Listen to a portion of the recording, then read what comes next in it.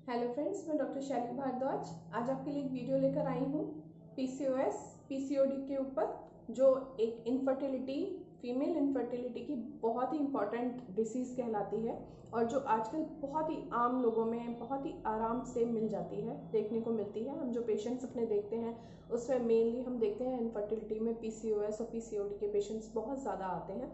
इससे पहले भी मैंने आपको एक वीडियो बनाई थी और उसमें आपको मैंने इनफर्टिलिटी के बारे में बताया था और इनफर्टिलिटी के हाई रिस्क फैक्टर में आपने उसमें जानकारी ली थी।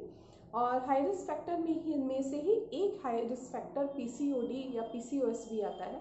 पहले तो फ्रेंड्स हम जान लेते हैं ये पीसीओएस और पीसीओडी जो मैं बार बार नाम ले रही हूँ, ये दो डिफरेंट टाइप की चीज़ें होती हैं, बीमारियाँ होती हैं और इनके दो अलग अलग मतलब होते हैं।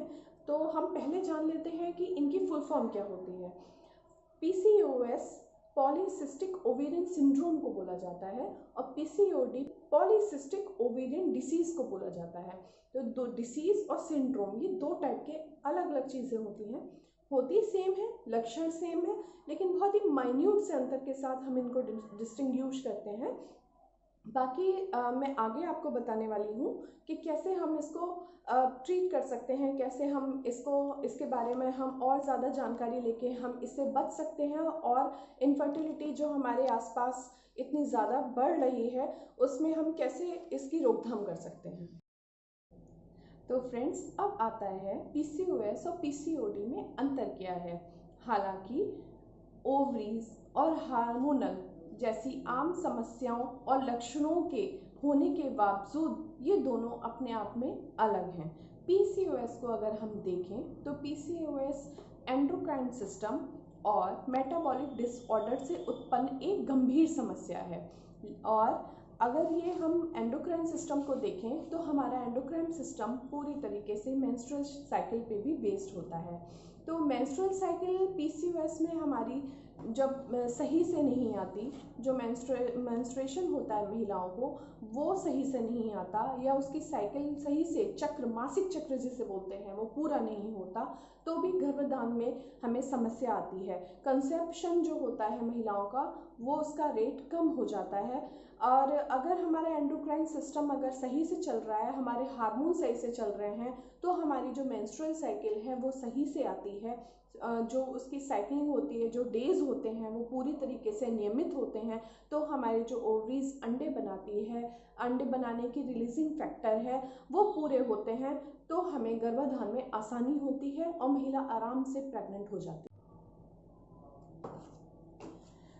कंसेप्शन के लिए एक हार्मोनल चक्र सही से होना जरूरी होता है ताकि शुक्राणु और अंडाणु को मिलने का एक माहौल जो होता है, कंसेप्शन का जो एक माहौल होता है वो सही प्रकार से बने और महिला प्रेग्नेंट होती हो। वहीं पीसीओडी एक हार्मोनल समस्या होती है जो हमारे खान पान और एक्सरसाइज के माध्यम से, योगा के माध्यम से सही होने में ज़्यादा टाइम नहीं लगाती है। पीसीओडी की समस्या जो होती है वो जल्दी सही हो जाती है अपितु पीसीओएस के। महिलाओं में उचित प्रकार से आहार विहार न करना, आयुर्वेद के हिसाब से अगर मैं कहूँ तो उसे दिनचर्या बोलते हैं। हमारी दिनचर्या जो हो गई है वो आजकल बहुत ही ख़राब हो गई है। हम लोगों का जंक फूड का सेवन करना और देर से सोना, सुबह देर से उठना, ये दिनचर्या हमारी जो ख़राब हो जाती है उसकी वजह से हमारा जो मेटाबॉलिक रेट है वो चेंज होना शुरू हो जाता है और पीसीओडी की समस्या उत्पन्न होने शुरू हो जाती है, जिससे गर्भाधान में मुश्किल होती है, पेशेंट कंसेप्शन में मुश्किल हो जाती है, पेशेंट मोटा होना शुरू हो जाता है।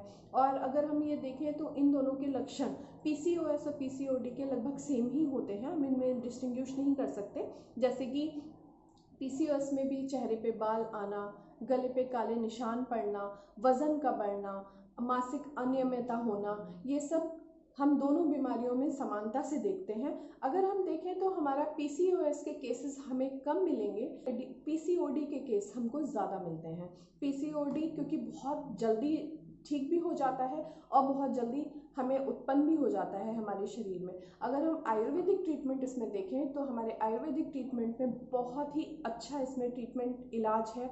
महिलाएं बहुत जल्दी इससे क्योर हो जाती हैं, क्योंकि अगर हम एलोपैथिक ट्रीटमेंट पे जाते हैं तो वो मोस्टली हार्मोनल्स पिल देते हैं। हार्मोन्स के पिल की वजह से पेशेंट उनका हैबिचुअल हो जाता है। मैं ये नहीं कहूँगी कि वो ट्रीटमेंट गलत है, लेकिन हाँ, अगर हम इस पे आयुर्वेद पे हम इस पे विचार करें तो आयुर्वेद में बहुत ही अच्छा ऑप्शन है। और शायद पीसीओडी जो होती है वो बहुत जल्दी आयुर्वेद से क्योर हो जाती है। मेरे खुद के पेशेंट्स बहुत अच्छे से क्योर हुए हैं आयुर्वेदिक मेडिसिन से, तो मुझे पूर्णतः उस पर विश्वास है।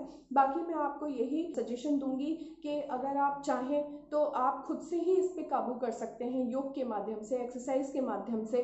बाकी थोड़ी बहुत अगर आपको सजेशन लेना है, कोई आपको कमेंट करना है, कोई क्वेरी है आपकी, तो आप वेलकम है आपका, मुझको कमेंट करिए, पूछिए मुझसे। मैं आपकी जितनी हो सकती है उतनी मदद करूँगी, सहायता करूँगी पीसीओडी को लेके, क्योंकि इसमें आयुर्वेद जो होता है इसमें बहुत ही कारगर होता है, बहुत ही अच्छा उसका रिस्पॉन्स आता है।